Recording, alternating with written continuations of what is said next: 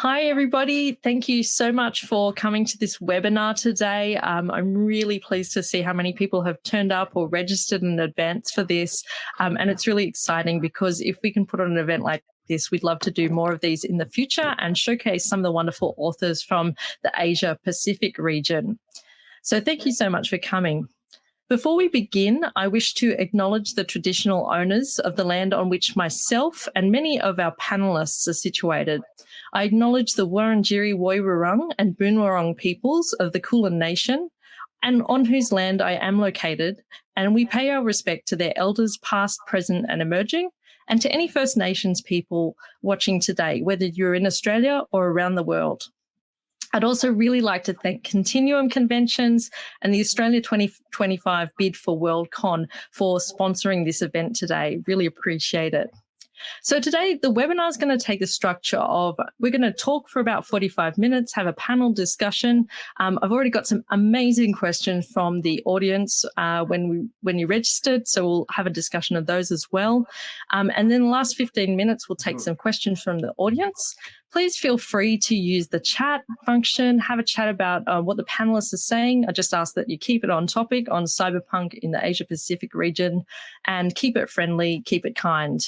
So just have a chat in there. And if you have any questions, I'd save them to the end so I can keep track of them. So we've got a lot to get through, so I'm just going to kick off with introducing the panelists really quickly, and then we'll just dig straight into some questions for them. So I'm so excited about all the panelists we have today. We have amazing people here. Together they have published heaps of books, they published games, and I mean, Amanda, you might even have a TV show or movie of your book made at some point, so that's pretty exciting. Fingers crossed. So I'll introduce Amanda first. And Amanda is the author of many books, but her most recent release is The Sensation, which is the sequel to The Subject with Angry Robot Books. And it's a really interesting book in the way that it handles technology and those who choose or don't choose to use it. So I really enjoy her work.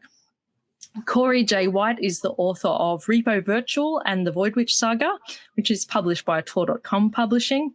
Repo Virtual has some amazing ideas around this idea of AI personhood. Jamila R. Nejati is the creative force behind Sword Queen Games and has amazing headphones on today.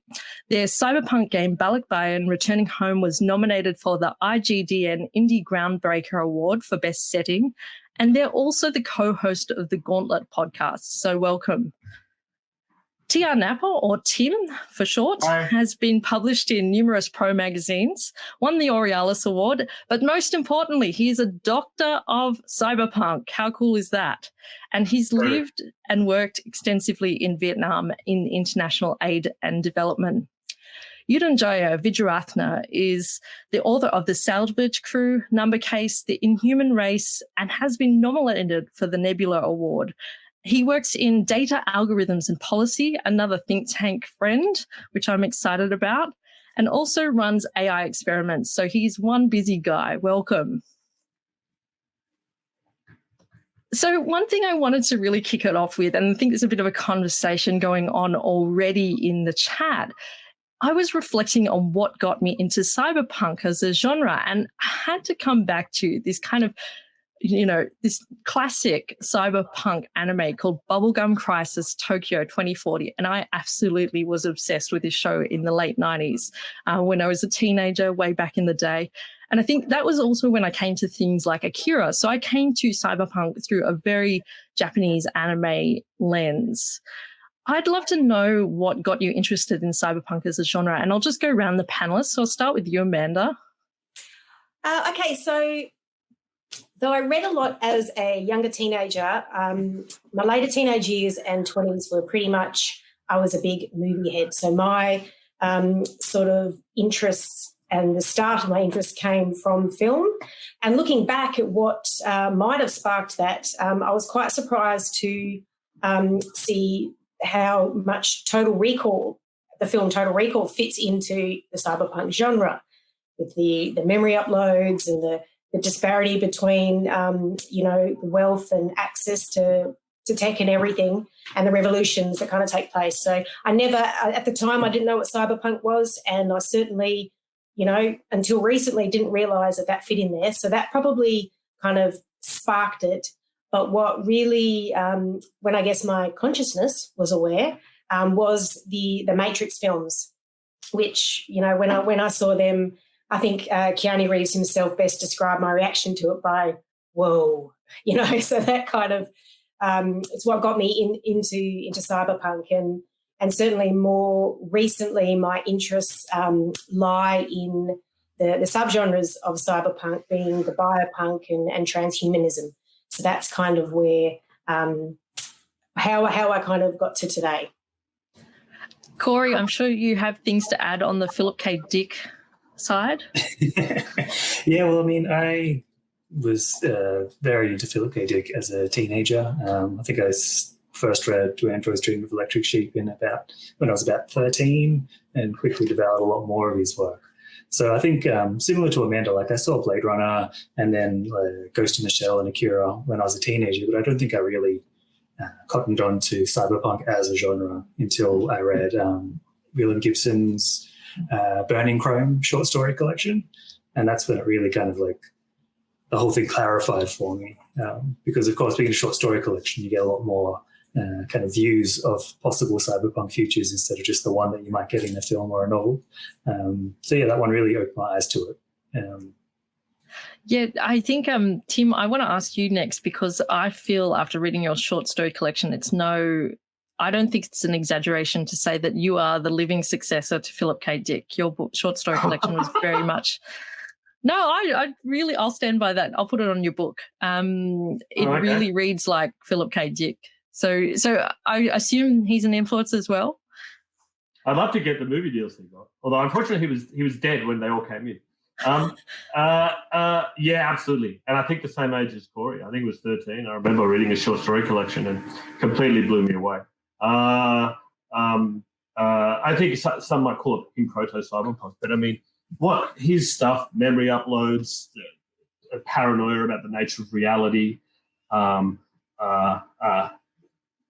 this in a way, the surveillance state, all these things you were talking about were prescient, but also, blew your mind when you were, with a working class Australian suburb when however long ago that was. And like others have said, Blade Runner, sure, and absolutely Ghost in the Shell, 1995. So that was the kind of the beginning, but I suppose for all of us is why, and I think probably the politics of cyberpunk and what they're talking about, alienation, commodification, staggering inequality, corporate control, the surveillance state, all these things that probably, and maybe even at 13, maybe I don't know if I was worried about it then, but certainly something that I worry about now, and certainly I can understand that the way cyberpunk describes our current reality is maybe that was drawing me towards it all this time.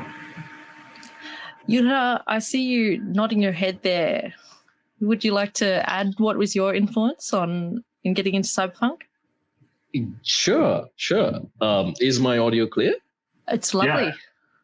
All right, right. So yeah, I mean, this is one of those very few times where I've been listening to Pachipiko speak and going, yes, that's how it happened.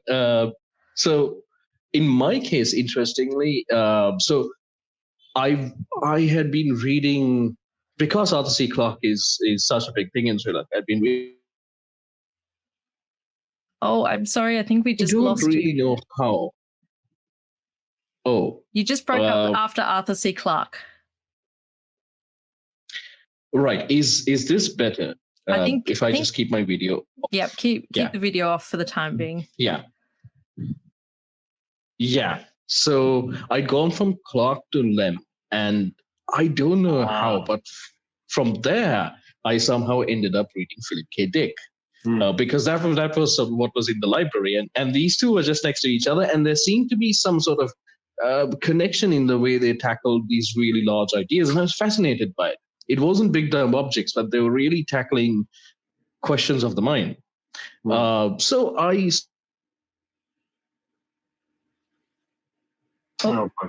I think we've lost you again, unfortunately. And from there, it was Ghost in the Shell,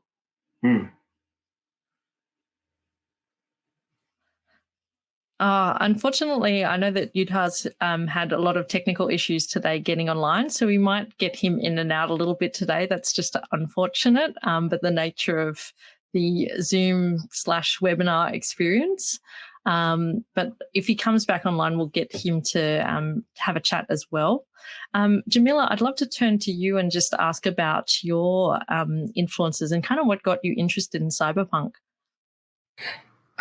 Yeah, for sure. Actually, it's quite similar to yours, Kat. Like, I got into anime fairly young, and so what's interesting to me is like cyberpunk to me has always been tied to the Japanese anime lens, which is really interesting. Like, I didn't get into Philip K. Dick or William Gibson or Blade Runner until much later when I was really like an adult. So it started with me renting VHS tapes and getting into Ghost in the Shell, Akira. I think what really got to me was at the time, I think it was really Ghost in the Shell, because I love that question. And this is something that I think I'm getting slightly ahead of myself, but I liked how the robot, the AI component, wasn't seen as a menacing thing.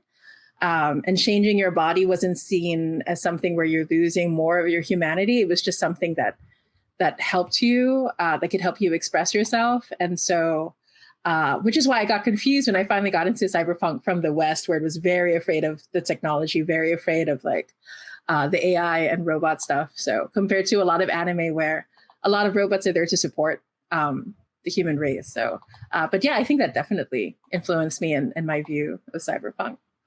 And I think that's a really interesting thing you touch on there, is this idea of ethical and moral values we place on technology. And I think it's Virilio, and I'm reading a little bit of that at the moment. But this idea that we actually, technology, it doesn't have a value in itself. It's what we do with it and what we choose to do it, and our own kind of like moral placements on that.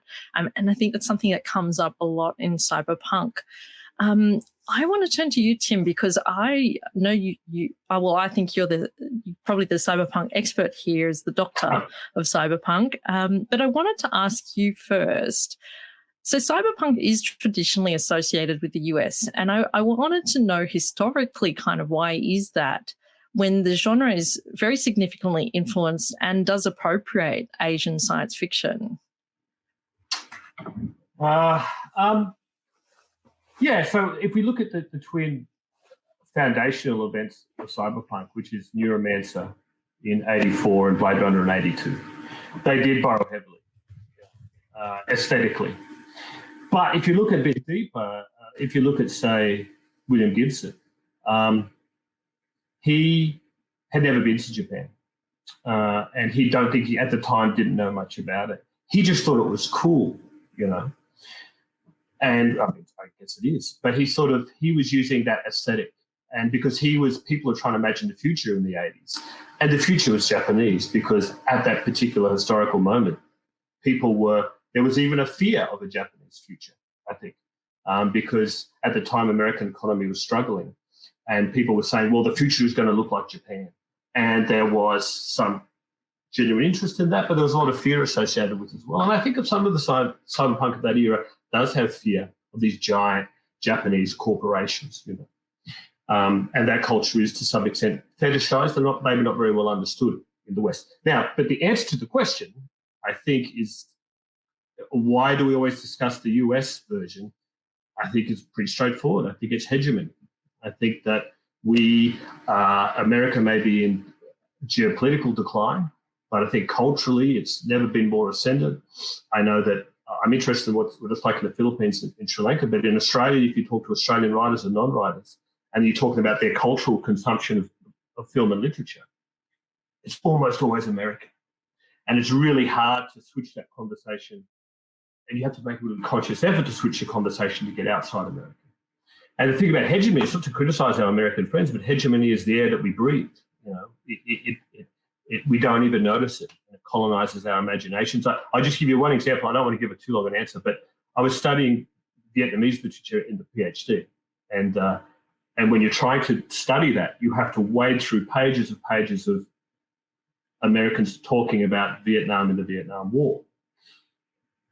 And so almost all the discussion of Vietnamese literature is actually not even about Vietnamese literature. But anyway, once you get through it, there was one particular Vietnamese scholar who was talking about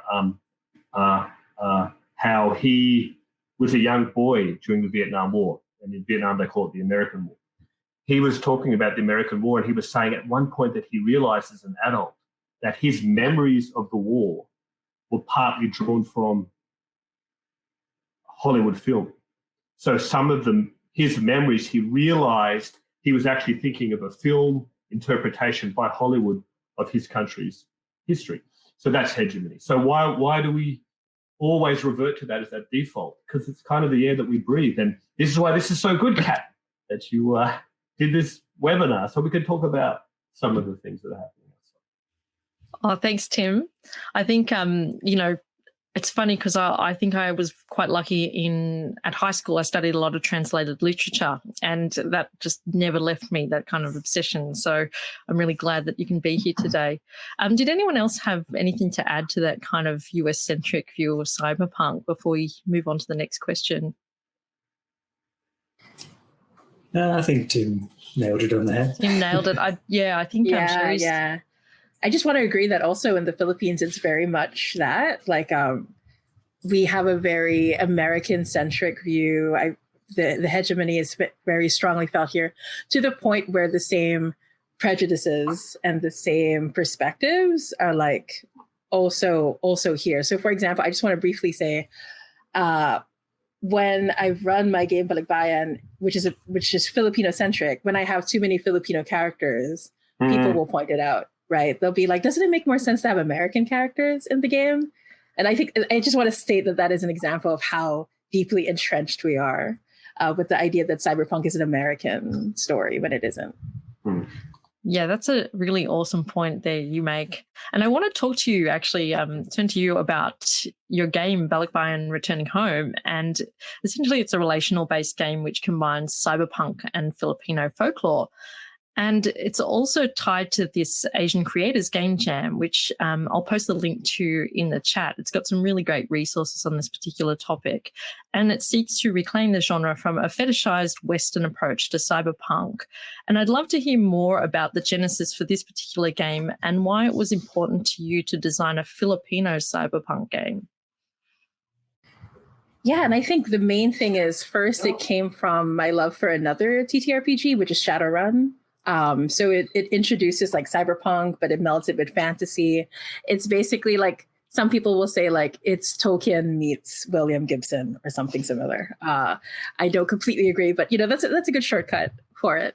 And so it initially started because by this point I had been making like a few games, and I really wanted to make my own version of this fantasy cyberpunk. I wanted to meld the machine and magic, because in a lot of these places, like in Shadowrun and a lot of other stories, there's this idea that the machine strips away your humanity and in turn strips away your ability to connect to magic, right? And so I wanted to like destroy that binary basically and just like have the two meld together. And so I think like a lot of the strongest themes of Balikbayan, like the post-colonialism and all of these other things, it only became obvious to me like after I created it, when other people were pointing it out or when I was playing it with other people. But I think the fact that you can play things like the aswang or the tikbalang or other creatures of Filipino myth and legend, it was just my answer to the idea of like playing elves and playing trolls and playing orcs, right? And I think it mainly came from, I was so deeply saddened that when I ran games that were set in local myths and legends, people here didn't understand it. Like they understood elves better than they understood Dewata. And, they understood orcs better than they understood aswang. And I thought that, and these were people who were like my age or relatively young. And I just felt so bad at the idea that these stories were being replaced and eroded. Like we understood the European or American stories better. And so Balikbayan was like an answer to that, basically. I really love that too. And I'm a big fan. There's quite a few really great Filipino horror writers at the moment as well, which I could do a whole nother panel on, I reckon. And I think too, like, I really like that idea because I was just like a super Final Fantasy fangirl and that interesting combination of magic and technology, and when people combine it, but when it goes to war together, there's a lot of conflict, but there can also be a lot of really interesting gameplay in that. So I think you've already got a lot of fans there on the chat who are excited about Shadowrun. Yeah, because there's so much love for Shadowrun. It's a really great system, even though, I just love to see it updated, right? And to accept the transhumanism that it skirts around. Now, unfortunately, we haven't been able to get Yudha back. I just wanted to highlight that he's got a really great piece on his website called the Rice Punk Manifesto. And I will put a link into the chat so you can check that out as well. And certainly we'll tweet out about this stuff afterwards. But I was going to talk about a little bit about this idea of techno-orientalism. So especially with games, I think reading about the Asian Game Jam, it was a reaction to things like Cyberpunk 2077, which had, has been documented, this kind of fetishization of Asian culture, things like samurai swords and that kind of thing. And I think there's some really great pieces. So in the link in the Asian Creators Game Jam, there's one by Alison Hsu. I apologize if I mispronounced that, on techno-orientalism. Definitely recommend that. And I also recommend, yes, the Rice Punk Manifesto. So we'll put a link to that as well. So Tim, Corey, Amanda, I am really interested in this question on what does Australian cyberpunk look like? And I want to ask you guys, what do you think would make I know that you've written specifically in Australia, Tim, but also Amanda and Corey, what do you think would make a unique Australian cyberpunk? What would be unique to that? I'll start with you, Corey. Well, I think Mad Max kind of looms its head over all discussions of Australian sci-fi. So, I think, some of that red dust along with the transhumanism is a pretty good kind of that's an evocative image in my head, at least. So in that term, Andrew McRae's Truck Song was a really amazing novel. I hate, just saying it's a mashup of this and that, because that's always too reductive. But it is, if I can be reductive, it's kind of a mashup of Mad Max and Neuromancer. But it's far more unique than that would give it credit for. Very Australian, while also being very, recognizably Australian, but also unique and oddly cyberpunk. I completely agree. And I had not even thought of that Truck Song as a cyberpunk novel, but it is probably I would consider it one of the top science fiction Australian novels ever written. It's such a brilliant book, great voice. So definitely seek it out. What about you, Tim? What do you think Australian cyberpunk looks like? Oh, I'm Googling Truck Song. It's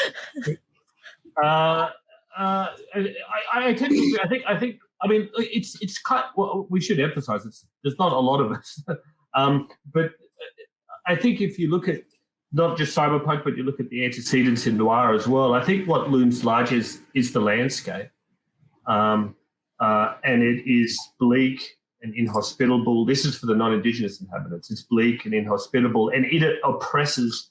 In the same way we have the dark city in traditional cyberpunk, Australia, it has the landscape, and it is quite kind of it weighs down heavily on the people and is in a way its own character, and that and I think in cyberpunk generally there's extreme weather conditions, right? It's often you just think of the range all the time, but the weather.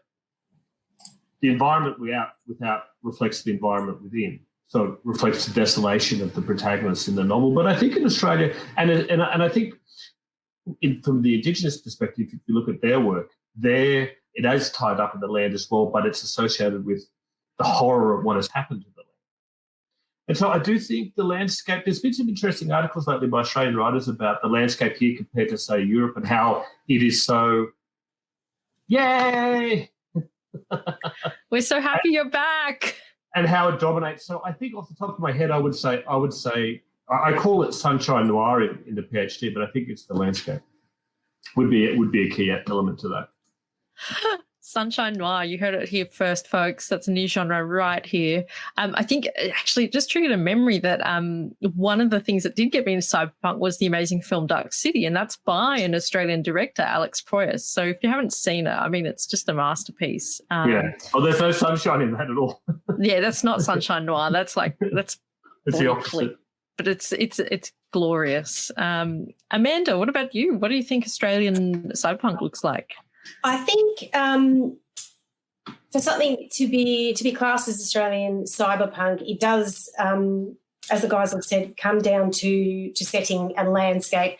If you set your story here in Australia, not only the landscape but the politics and the issues that Australian people are dealing with are going to infuse themselves into the story. So I do think that's what would make something distinctly and uniquely Australian cyberpunk. But I think, being a stubborn woman, that I think if you're an Australian writer and you're writing cyberpunk, it's Australian cyberpunk. And I think the very nature of cyberpunk is that due to the technology, the cyber tech and the way it connects us all, it is moving away from the US-centric kind of stories to a more online, to a more international flavour. And you can set your stories anywhere and deal with all the same issues, and the themes are very international. So I think cyberpunk in and of itself is more of an international genre or subgenre of science fiction. Yeah, Tim, you wanted to add to that? I'm kind of curious. We didn't talk about where we set our things. I'm curious for the other writers. So, is the environment loom large for you guys? I mean, it's kind of probably most of the cyberpunk communities. So, what do you emphasize the environment? Do you think the landscape looms large? Sorry for asking a question, Kat. For me, it is, the setting is kind of less for me because I'm an Australian writer and I've set my Salvation series in the US. And the reasons for that is because I wanted the greater population and the larger cities to kind of add to that kind of the claustrophobic effect, but to also highlight the divide between the religious tech-free communities and the city who are loving their tech. So, so I actually set mine in the US. Corey, yours is in a really interesting setting because I used to live in South Korea and I found yours very authentic, despite the fact that you told me you haven't been. No, well, I mean, I did get a cultural consultant on the book, which obviously I wasn't going to not do that. So, he helped me fix up a few things that weren't as accurate as they could have been. But no, so yeah, I set the book in Songdo-dong, which is, I don't know if it's actually finished yet. It was a smart city that has been beset by all sorts of issues, both political and economic. So yeah, when I was doing early research for the book, that was before like Sidewalk Labs was trying to do the thing in Toronto. So just coming across the idea that there was a smart city being built in South Korea, that just kind of like sparked my imagination, and I kind of went with that. But also knowing the history of like Orientalism in cyberpunk specifically, I decided to kind of make that the text instead of just like letting it be a possibly problematic subtext. So in the text, it is like a Western corporation that has bought this city and is basically using it as an experimental kind of testing ground for the tech that they're gonna roll out elsewhere, and the services that they're able to provide or they want to provide. So yeah, it was. Yeah, I haven't yet really written in the Australian environment, but I did find I've got a lot of I'm a big fan of Korean cinema and food, and I had a lot of fun kind of doing the research into setting the book in a Korean city, even if it's one that's only kind of half built at the moment. Yeah, having lived in South Korea and also travelled pretty extensively in Asia and in Japan as well, I feel that South Korea is like being in a cyberpunk novel. It's so neon, so interesting, and there's a lot of vertical cities there as well. So if you do get the chance to go to Seoul, it is one of those places that really feels like it's straight out of a book. Yudha, welcome back. Thank you. I'm so glad you got back on. I know, like I was so annoyed today, but just at having to face this. So I think everything's working. Yeah. Nothing's broken. I've been staring at the screen for like 5 minutes. Nothing's broken on the end. No, you look really clear. So touch wood. But I did want to go back to your, because I had a question for you around this idea of techno-Orientalism. And I had pointed the people who are watching to the Rice Punk Manifesto. And I was wondering if you could talk a little bit about where that came out of, but kind of what the intention is with that piece and your thoughts on that. Sure. So the Rice Punk Manifesto came primarily out of a place of frustration. I work in public policy. I work with the as you introduced me to. So there's a lot of stuff that I see that on the policy side, whenever a new technology is introduced, the first knee-jerk reaction, particularly in countries like Sri Lanka, where I'm in right now, the first knee-jerk reaction is to try and see how it can be controlled and regulated. And quite frankly, many of the people having these conversations, I would say there are colonies of bacteria on the Red Sea more competent than they are. So, for example, politicians have been discussing every time a major political party falls out of favor, they start floating discussions on how to regulate social media and Facebook and so on. And this is, to us, this is quite dangerous because the state control over media is quite high. So when we're in a place where journalists cannot be independent, are in a place where they cannot conduct investigative journalism without fear of their lives, and often being sort of rolled under the steamroll of the state. This is quite dangerous. So one ingredient of it came out of that. And the other ingredient came out of something that I had observed in cyberpunk and in science fiction in general, where there's a fetishization of extremes. Let's say someone who's hyper Sri Lankan or hyper Japanese, or there's this fetishization of someone who's sort of completely in a culture, but in reality, we are somewhere in between. Like, I come from a country that was colonized by the British. I'm talking to you in English. I'm wearing a t-shirt. I'm not wearing a batik shirt right now. I'll probably eat a burger afterwards. At the same time, I'm living in Sri Lanka. I will go and do Sri Lankan things as well. So most of us in the world, rather people who have studied about the world, as you all have as well, operate in a state of hybridity. And we so rarely acknowledge the hybrids. And this mirrors itself even in conversations among authors sometimes, where people who are diaspora or are at those margins are often neglected, sometimes by the source and sometimes by the country that they're in as well. And they're sort of in this half and half place, where the answer is, you're not pure enough to belong in either. You cannot be fetishized enough because you're a little bit too familiar and you're just not exotic enough. So those are where those two strands of thought really came in, and I was sitting there thinking of what do I want to say in my fiction, because I had a decent run up to that point, and I just got to the point where I was thinking, what do I want to say about this stuff, and I selected my themes there. I want to talk about this hybridity. I want to talk about the interaction of cultures and what happens in the midpoint. And I want to talk about large systems of thought and policy and economics and how they impact people on a day-to-day life level. Sure, like I absolutely love katanas and swords, but I really also want to talk about policy and how those things affect people, because that matters.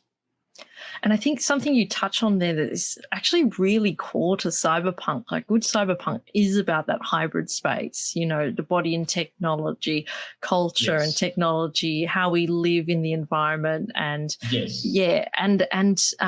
think too that what you've said there captures a lot of experience, especially of diasporic Asian authors who are, say, living in America or living in Australia, outside of the country they were born. And that feeling of being in between is very common experience, especially in that piece, Alison's piece that on techno-orientalism, she talks about that as well. So I think it's a really vital aspect to consider in kind of cyberpunk that we're writing in the future. And I think one thing I wanted to add to this idea of Australian cyberpunk, what does Australian cyberpunk look like? It looks multicultural. I think that's a big point to make here, is that, Australia does not have a homogenous culture. It does not have, people would like to say that it has a monoculture, but it certainly doesn't. And so that's something that I would like to see in Australian cyberpunk going forward. And stuff that exists already, it does happen, but I would love to see more of that.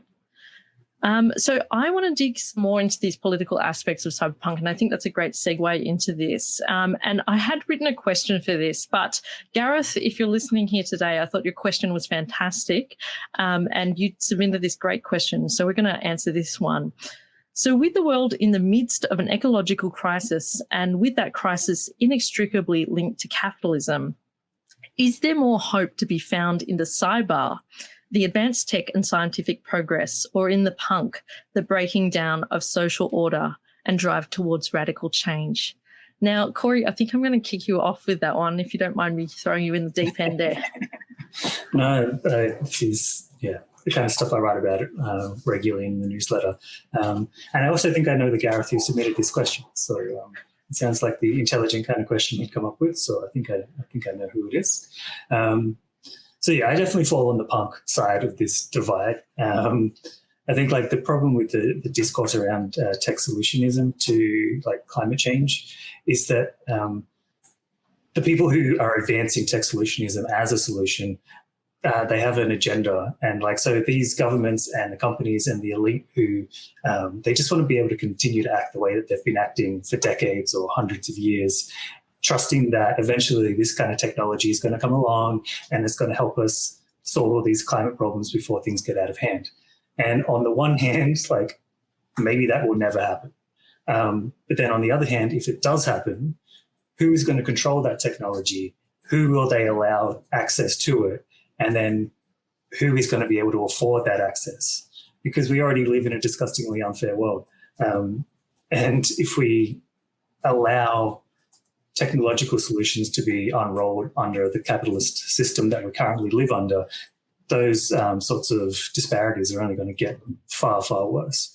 And then on the other side of the coin, if you're talking about kind of getting away from the tech solutionism, we already do have a lot of knowledge and technology that we could start using today to change course, but our governments lack the political will to act, and the private sphere, they're risk adverse and they just want to keep on extracting profit from the status quo for as long as possible. So tear it all down. I feel like we can't do any worse than what we have right now. Would anyone like to add to that? Just raise your hand if you would like to. Yudha? Yes, I would like to perhaps, I may want to counter a little bit on this. Just for context, I was sort of born in the middle of a civil war, really. Sri Lanka's civil war ended in 2009. It can get a whole lot worse. Trust me. You see a first bus bomb and things change. But I agree with you on the fact that more punk is needed. And more punk is absolutely needed, not just in the sense of tearing down cultural hegemonies that form, but also to seriously disrupt the models of thinking around, that underlie policymaking in the region. Keynes used to say that perfectly rational men who believe themselves to be immune from all influence are slaves to the ideas of some dead economist or philosopher, like madmen in authority, pulling words from the air and scribbling down, working on what frenzied scribbler wrote down many years ago. And it feels like we're there, right? We know systems are unsustainable, but then we have so much thought and money and energy being pushed into justifying rational agent economics when this stuff clearly doesn't work. But the good thing is, I think that we are now coming to a stage where we can seriously imagine new systems of thought. And quite a lot of it is, I think, an aspect of making them work is tied to tech. For example, we was doing this project with Edge Riders, which is sort of an EU Commission think tank, very decentralized people, very cyberpunk in how they work as well. And we were asked to imagine alternate economies and how they might actually be set forth. So we designed this like open source universe, which was purely designed for economists and urban designers to plug in and sort of explore this angle of it. And we found that, wow, like I initially went in thinking, okay, what new ideas are people going to come up with? And then I found this whole plethora of interesting stuff, from Vietnamese co-ops to Messina in Italy to Marina Leda in Spain, where people had gone, you know what, enough with this, we're done with the system. We're going to build a society that we believe is fair and equitable, and it's a little experiment running there, and it works. So I think people are now actually starting to put serious thought into this. So yeah, 100% more punk, a little bit more tech to make sure that the punks have a little bit of an upper hand against large instruments and this inertia that has been built over time. Amanda, I see you got your hand up.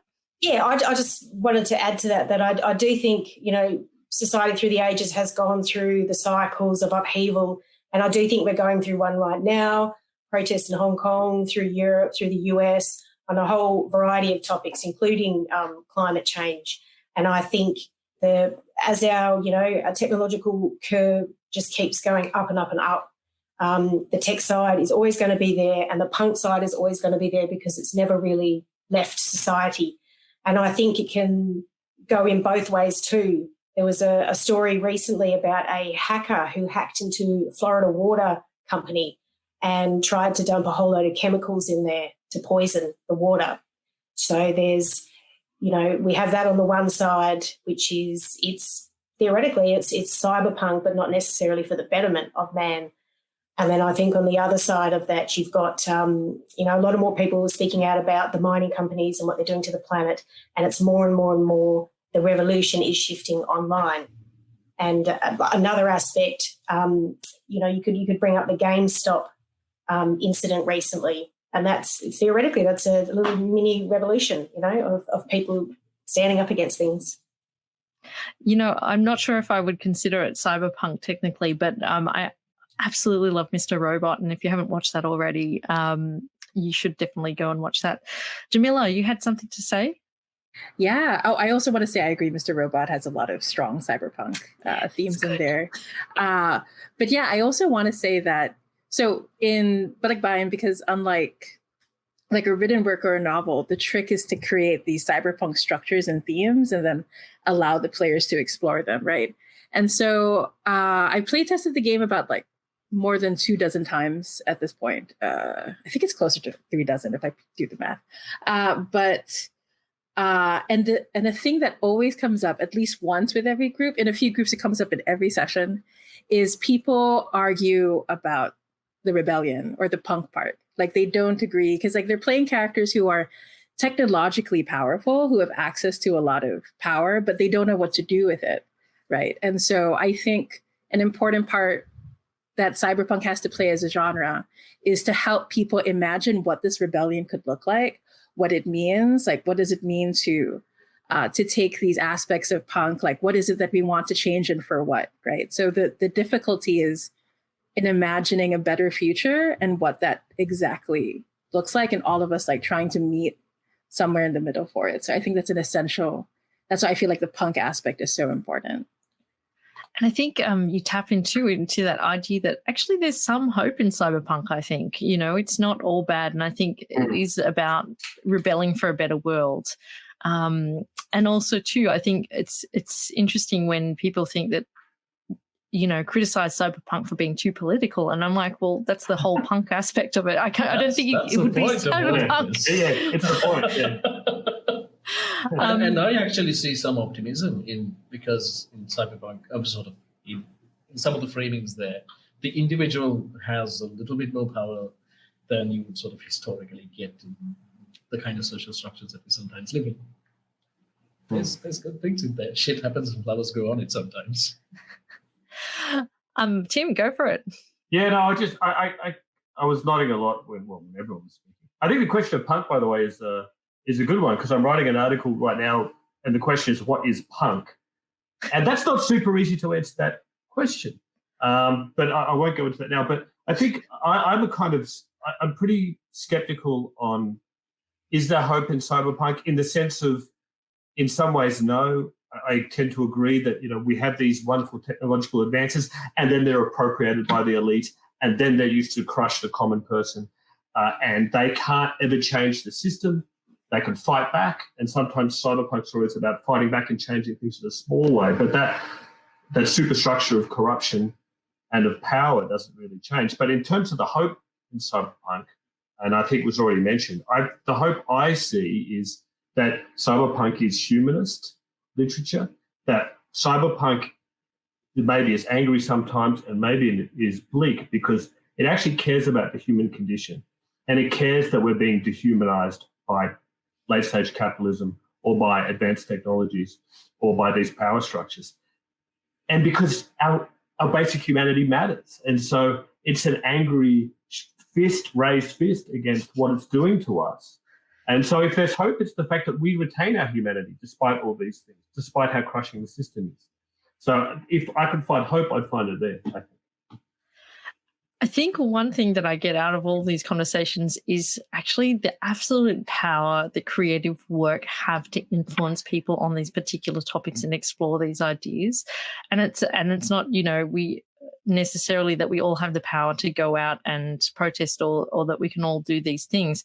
But books and media and games have a significant influence on people and their thought systems. And, you have the power to change people's minds through the written word, and through their experiences as well, playing games. And I think that's a really exciting thing for me as a writer, because sometimes I'm probably too timid to go and speak up on my own things, but I can definitely do that with the written word. And that's an exciting thing about cyberpunk for me.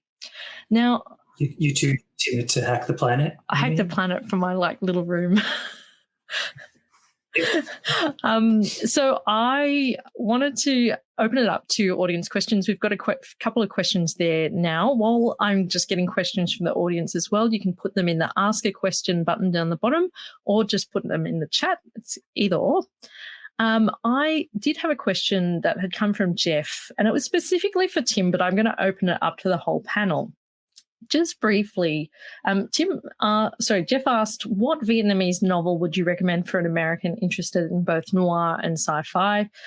But I would like to ask the whole panel, I think, what novels would you recommend, or media would you recommend to those watching today? And I think let's try and go outside of the typical Blade Runner, everyone knows kind of. Let's try and pick something that people might not have heard of.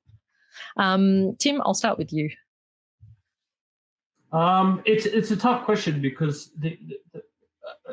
in terms of a Vietnamese science fiction novel, because outside of the West, the conventions of genre are very different. And I'll give you an example. There was a film came out in Vietnam in 2014 called Nuoc 2030. Nuoc means water in Vietnamese. And the creators of it said, the Vietnamese creator said, this is the first Vietnamese science fiction film. So to say, what's a good Vietnamese science fiction as we would classically understand it, that's really hard to say.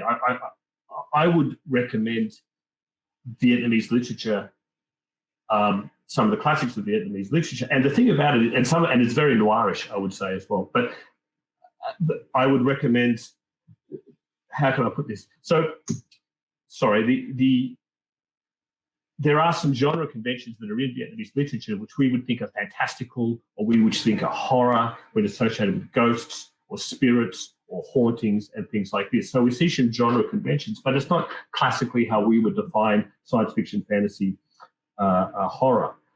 I would suggest the classic Vietnamese war novel is called The Sorrow of War.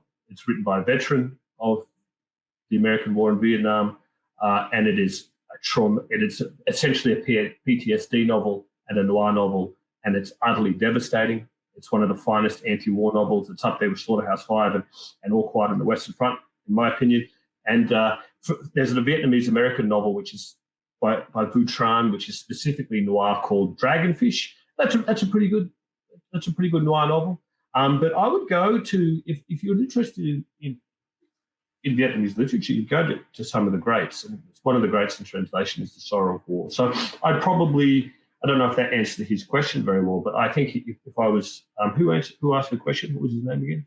It was Jeff. Jeff, I would go with The Sorrow of War, and then The World Is Your Oyster. Jamila, do you have any recommendations? Games, media? Oh yeah, definitely. I think one of my favorites of recent years is the anime Psycho-Pass. That one's like a really good one. Yeah. It has a good opening song. But I think it relates to, because a lot of I feel like it's a direct response to cyberpunk anime that was very pro-military, pro-police. And I really liked what they did in Psycho-Pass, where it's because it's a very Asian concept, the idea of if you have the capacity to be a bad person, will you always be a bad person, right? I think it's prevalent in a lot of cultures, but in Asia in particular, like the idea that you can carry your ancestors or your family. And I really liked how Psycho-Pass dealt with that. So that's definitely one of my favorites. But another one that I think is it's secretly cyberpunk is Paprika. That's a really good one. So Paprika is what happens when we have access to dream technology. So I think really good cyberpunk and sci-fi is questioning those technological boundaries. So I would recommend both Psycho-Pass and Paprika. Thank you so much. Yudha. Sure. Recommendations for what? Because this is one of those things where I'll just get carried away and start talking about all something. Maybe 2 recommendations, and we can tweet about the rest of them later. Yeah, I had to also make my list small. Yeah. I would say right now I'm obsessed with Disco Elysium. I've got it on my computer ready to play. I was thinking about that one too. It's so the good. Writing is just so it brings back my faith in proper narrative-based storytelling, and I love it. I just love it's making my brain just explode and go, I really want to be doing this, because I started out wanting to write games. And then I realized writing novels was much easier. So it's bringing that back for me. So it's a very personal connection. Then I would recommend Samit Basu's Chosen Spirits as a book. It's this absolutely fantastic look at, if you take the concept of what's happening in India, the politics, and the whole feat of the BJP ID cells, controlling opinion thought, and you accelerate that into 10 years into the future. And it is very, very cyberpunk. It's also, there's a particular, I don't know quite how to describe it except other than texture. There's a texture to it that is fundamentally South Asian. You will have the chaiwala right next to the reality controller. And there are certain combinations and certain ways things come together that you'll only really see from someone who actually understands and lives in the country and gets the fine nuances. It's a brilliant book. I love that idea of the chaiwala next to, the technology, like the VR kind of thing. And it's such a great image already. Corey, what about you? Were we specifically doing cyberpunk Rex or just anything? Probably cyberpunk, but if you want to go rogue, then I'm not going to stop you. No, it's all right. I can keep it. Punky. Yeah. Okay, so you may have heard of Utopia from the Amazon TV show. It's rubbish. It's awful. Don't watch it. Go for the UK version of Utopia, which is incredible. It's not exactly cyberpunk, but it's very now sort of anti-authoritarian, realist sci-fi with really great characters and great writing and great cinematography and color correction and all the rest. And for just proper, actual, legitimate sci-fi, you can't go past Infomocracy by Marco Order. Because it's not just about someone kicking ass or fighting back against corporate control. It's all about governance specifically and kind of offering up a new vision of the future that's very different to the one we have now, and looking at the problems that might solve and create. And I think that's just some amazing world building going on there in those books. Thanks, Corey. How about you, Amanda? Well, I was going to recommend Truck Song as well, and Corey's already touched on that. So, but, sort of a Mad Max world with AI-driven truck cyborgs. I mean, what's not to like, really? So that's would be a novel recommendation. And in terms of film, there's a film called Upgrade, written and directed by Australian director Lee Winnell. It's a Blumhouse film. And it's about a man who is mugged and who is left a quadriplegic, and he receives an AI implant which not only gives him back the use of his body, but superhuman kind of strength. And he sets out on a mission of revenge, and the AI implant kind of has other ideas. Thanks, Amanda. I mean, if I have any recommendations as my prerogative as host, it would be a non-fiction book, which is The Age of Surveillance Capitalism, the Shoshana Zuboff book, which I think is essential reading for anyone who's interested in the politics side of cyberpunk and technology and what's happening now. And, of course, the wonderful Mr. Robot. Now, I'm just going to get your questions up. We've had some questions come through. So the first question from David here is, what sort of research for cyberpunk or cyberpunk do you focus on to ground your stories? So who would like to take that one on? I can start with that one. I think, well, I mean, it's a bit different for me because with Repo Virtual, I definitely wanted to write a very now sort of cyberpunk book, something that's recognizably of the subgenre and fits in with the canon, but is very now and kind of free of nostalgia. So for me, that research just took the form of keeping track of a lot of socio-political kind of questions being raised by a new tech coming out. So like keeping up with tech news, but also reactions to that tech news from like other thinkers and ethicists and philosophers and that sort of thing. It wasn't really a thing where I went to the library one day and read a bunch of books. It was just like keeping up with this kind of area for literally years, and just like when things would kind of jump out at me as being something that was thematically relevant, just like saving that link, taking some notes and just filing it away for later. Would anyone else like to add? Sure.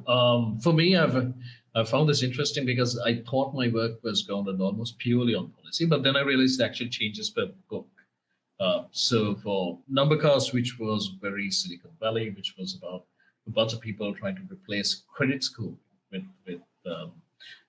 estimates of where you were on the social network. And for that was a lot of, I was working in a company that was providing middleware to very Silicon Valley companies, some including like Amazon, eBay, and the government of Moldova and so on. So I got into these case studies. I went and asked architects, right, how did these things come about, just to understand the kinds of people building them and the kinds of systems of thought that they came into the whole project with. And for Salvage Crew, I was writing about machine poets. So for me, the logical starting point there was to go off and take OpenAI's GPT-2 and then retrain that into a machine poet and see if I could actually pull that off. So basically ended up writing a bunch of tools like a planet generator, the galaxy generator, character generators, event chain. I went down the Dwarf Fortress route, basically, to write a ballad. And I find that it changes depending on what you really want to say in a short story or a book. We've got some work looking at health futures. And for that, then that is, of course, a situation where the fundamental hand-wavium of some of the stuff doesn't really matter. Like, it doesn't matter where your energy grid is. But now it matters that you actually incorporate data from health panels and issues around healthcare and provision into the story itself, because that's what the story focuses about. Would anyone else like to add to their research process in researching science fiction? Tim? I mean, I lived in Vietnam for 3 years, so that helped. So I lived in the old quarter in Hanoi, so that was hugely influential on me. In terms of research, I do keep abreast of as much as I can geopolitics in the region and what's happening, and reading about China, because I think if you want to understand the future, you need to be understanding what China is doing. And I think one of the things I've studied, I'm not big on hard science fiction stuff, but I did a lot of research on the science of memory and how memory works and how it functions, and some experiments they're doing where they can maybe delete some, and maybe they're experimenting with, for example, one experiment in Israel where they were looking at how you can delete PTSD. And so I did a lot of research actually on the science of memory, and I think when you're doing cyberpunk, it comes up as a theme so much, and memory as a means of control, And so I wanted to not go too deep into it in a story, but you want it to be based on, extrapolate from something that seems realistic and that is based in scientific reality. So that's probably some of the most research I've done on the science of something was the science of memory, I think. Now, I'm just we're just gonna have to start to wrap it up here because we're actually at an hour, and I knew that we were going to have such great panelists and such great questions that we would, have more than enough to talk about for more than an hour. But I just want to respect everyone's time here. But before we go, I'd really love it if each author could tell us just where we can find you and how we can support you, where we can buy your work, just for the people watching as well. So, Amanda, I'll start with you. Okay, so the Salvation series, which consists of The Subjugate and The Sensation, is out now through Angry Robot Books. You can find me on Twitter and Instagram at Bridgman_books. I'm also on Facebook, if you dare to go there anymore. And my website's amandabridgman.com.au. Yes, speaking of the dystopian future. Corey. Yep, so Repo Virtual is my debut novel. It's the cyberpunk novel I mentioned earlier. So that's out through Tor.com Publishing and should be available anywhere that you might go looking, for books, of course. And then you can find me on Twitter at CJWhite, or my website is CoreyJWhite.com. Yunha? Sure. You can find me at yubanjay.com. I know the name is a bit difficult to spell, so I'm just going to paste both my website and my twitter.com link over there. The Savage Crew is out. It's narrated by Nathan Fillion, and it's available on Audible. I have 2 new books coming out this year, one of which is The State of Data, which is a nonfiction book that goes from Kautilya's Arthashastra to modern-day surveillance cities. So very much in the line of the Zuboff work that you're talking about, Kat. So that'll be out this year, and a few more exciting things. Let's see how this goes. I feel like we just need a policy nerd hangout at some point. Yes. Think tank friends. Jamila, tell us where we can find your games. Yes, you can find me in a lot of great indie TTRPGs on itch.io, specifically Temporal Hiccup. And you can also find me on Twitter at Temporal Hiccup. I'm also going to put the links. Temporal Hiccup came from my partner. It was how he described the Max Payne games, the video games. And so I just took that. But yeah, you can find my games. I'd also like to say that Balik Bayan, it's still in testing, it's still in beta, but we're working towards publishing it this year. So I hope there'll be an open playtest at some point, but anyone who buys the game now, you'll get the full version when it comes out. But yeah, so I hope to see you on Twitter and stuff. Amazing. And Tim? My collection, Neon Leviathan, is out. It's published by Grimdark Magazine. I'm very proud of it. My novel's not coming out for another year, but just put it in your diaries for all the people in the chat. And I'm putting my links up in Twitter and the Facebook, the website page. I'm going to put Facebook. We don't do that anymore. I'll put that in the chat. Excellent. And likewise, if you would like to get in touch with me, if you've got feedback on the event, if you'd like to suggest future events, because this was the first time we've run something like this with Continuum and the Australia 2025 Bid for WorldCon, we'd love your feedback. If you liked it, if you want to see more, if you've got an idea for a topic, please find me on Twitter at cat_clay or email info@catclay.com. And that's cat with a K. So KATCLAY. Just in wrapping up, I just think that was a wonderful panel, amazing panelists. I'm sure you're applauding wherever you are in the world. Thank you so much for watching, and have an excellent afternoon or evening or morning wherever you may be. Thanks, guys. Thank you, Kat, for Thanks, organizing this.